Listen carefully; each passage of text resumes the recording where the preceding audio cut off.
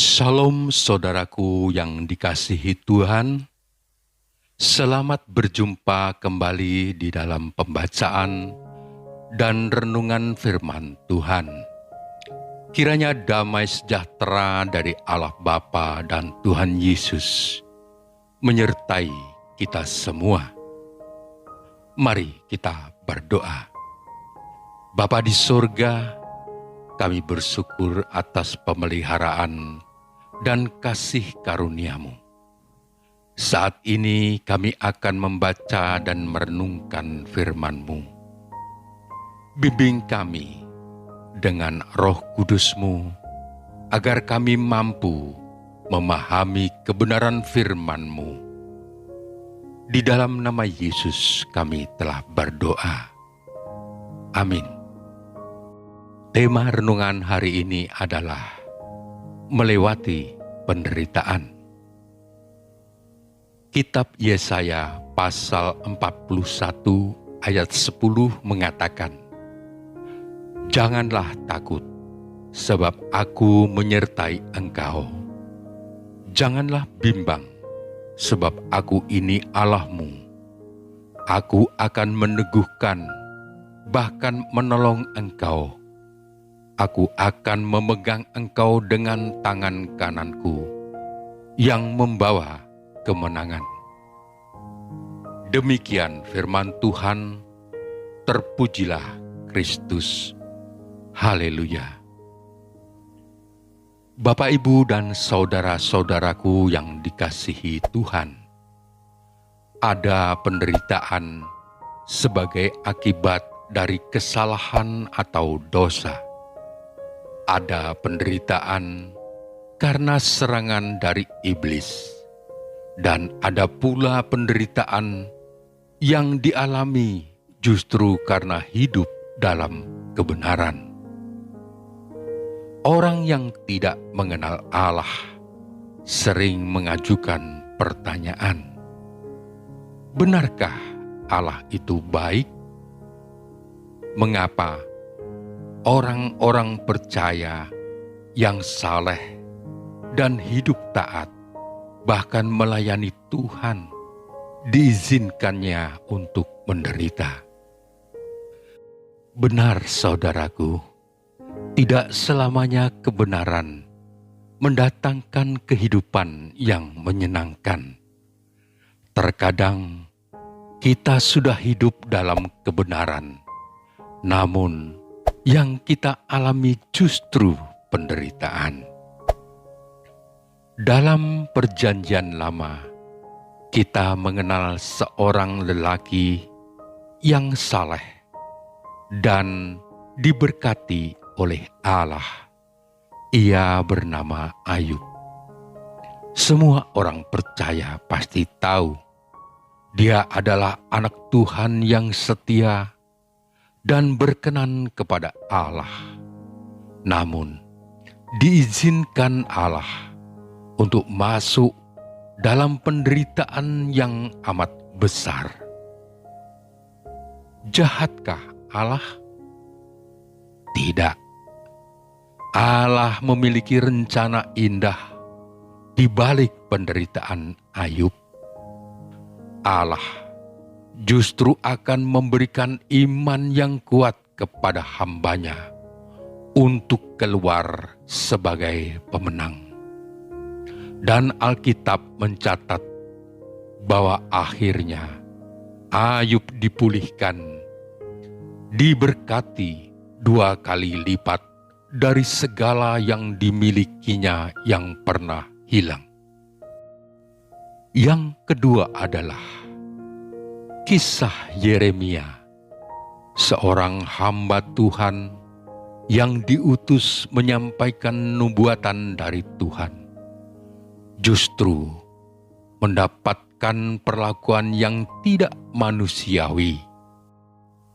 Kitab Yeremia pasal 20 ayat 1 dan 2 mencatat, Pasyur bin Immer, imam yang pada waktu itu menjabat kepala rumah Tuhan, mendengar Yeremia menubuatkan perkataan-perkataan itu.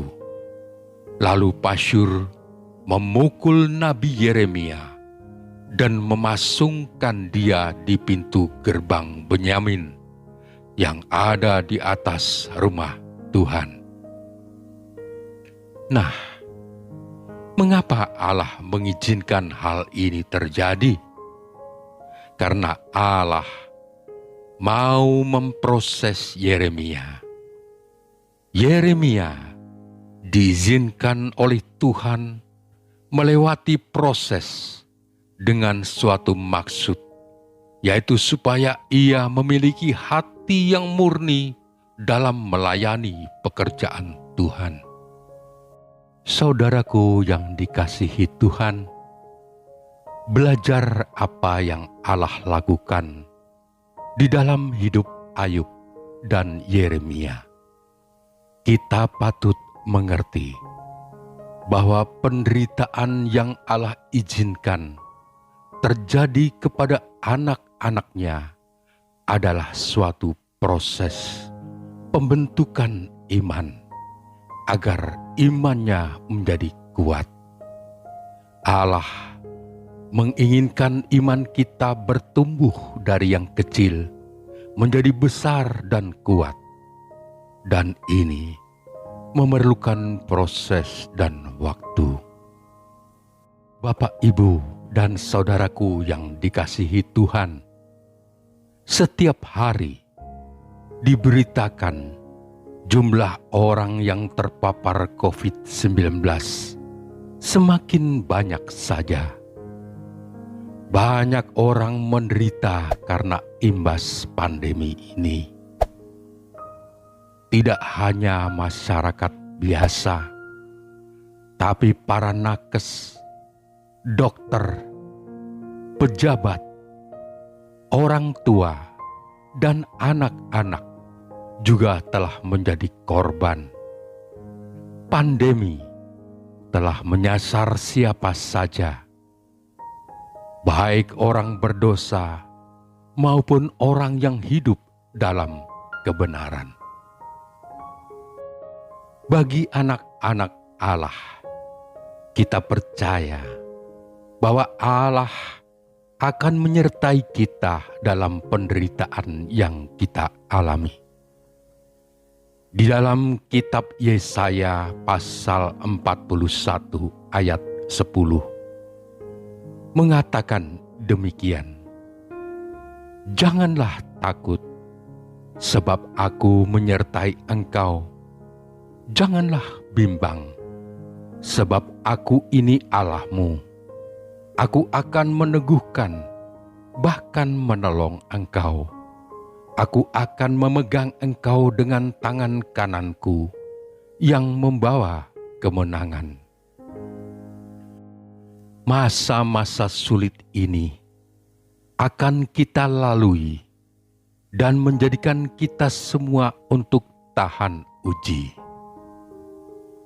Daud menyampaikan kepada kita suatu kesaksian indah tentang Allah di dalam Mazmurnya, di dalam melewati masa-masa kelamnya. Demikian, "Sekalipun aku berjalan dalam lembah kekelaman, aku tidak takut bahaya, sebab engkau besertaku, gadamu dan tongkatmu, itulah yang menghibur aku." Mazmur 23 ayat 4. Memang harus diakui bahwa tidaklah mudah untuk menerima keadaan ini. Penderitaan akibat pandemi ini menyadarkan kita bahwa tidak ada suatu kejadian yang terjadi secara kebetulan. Allah mempunyai rancangan yang baik untuk kita semua. Kita pun disadarkan betapa lemahnya kita ini. Meski manusia di dunia ini memiliki teknologi tinggi dan sains yang sudah begitu maju, ternyata tidak mampu mengalahkan pergerakan makhluk kecil yang tidak nampak dan menumbangkan jutaan manusia. Sebagai orang beriman, mari kita tetap percaya bahwa Allah itu baik. Allah akan meneguhkan, bahkan menolong, memegang dengan tangan kanannya yang membawa kemenangan. Tuhan Yesus berani menghadapi penderitaan. Karena itulah Dia datang ke dunia ini. Amin. Tuhan Yesus memberkati. Mari kita berdoa. Allah yang baik, terima kasih atas firman yang telah kami dengarkan. Kiranya firman-Mu semakin menguatkan kami di dalam menghadapi penderitaan ini. Kami menyadari betapa kami begitu lemah dan tidak berdaya di dalam menghadapi semua ini. Begitu banyak di antara kami saat ini mengalami penderitaan karena pandemi yang melanda dunia dan bangsa kami. Kami mohon ya Tuhan, berikan kekuatan untuk melewati penderitaan ini. Berikan kami hikmat untuk memahami kehendak-Mu. Ampuni segala dosa dan kesalahan kami.